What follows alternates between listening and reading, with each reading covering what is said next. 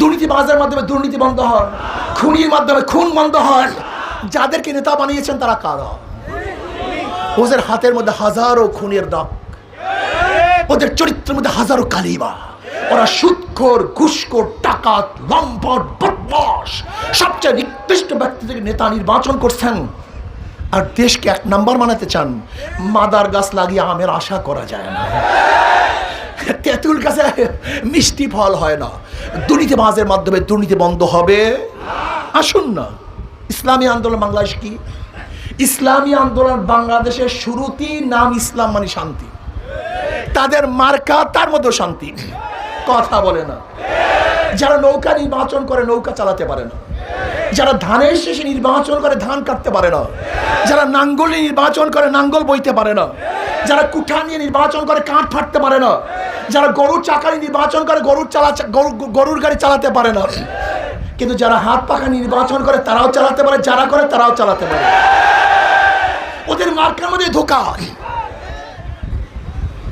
নৌকা গরিবদের প্রতীক, ধানের শীষ গরিবদের প্রতীক, নাঙ্গল গরিবদের প্রতীক, কুঠার গরিবদের প্রতীক। লেকিন একজনও গরিব না, কথাটা বুঝাতে পারি না। সব প্রতীক গরিবদের, কিন্তু নিজে গরিব না।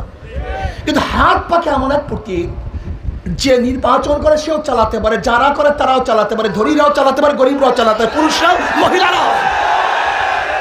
কাউর মার্কা বুকি নিয়ে কেউ ঘুমায় না, নাঙ্গল নিয়ে কেউ ঘুমায়, কথা বলেন না। নৌকা নিয়ে কেউ ঘুমায়, ধানের শেষ দিয়ে কেউ ঘুমায়, কিন্তু ঘুমের সময় তাদের কলিজার মধ্যে থাকে হাত পাখা। তার মানিটা কি? এই হাত পাখা তাদের কলিজার মধ্যে থাকে। এই হাত পাখা বিজয় হলে গোটা বাংলাদেশের মানুষ বিজয় হবে। এই হাত পাখা বিজয় হলে জনগণ মুক্তি পাবে।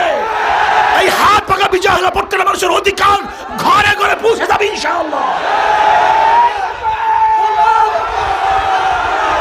এর জন্য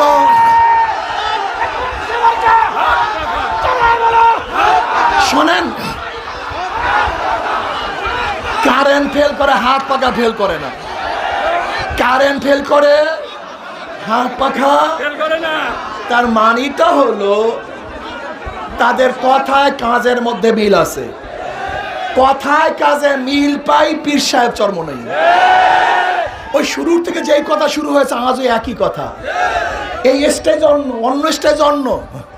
লিডারদের সাথে দেখা হওয়ার আগে এক কথা, লিডারদের সাথে দেখা হওয়ার পরে অন্য কথা।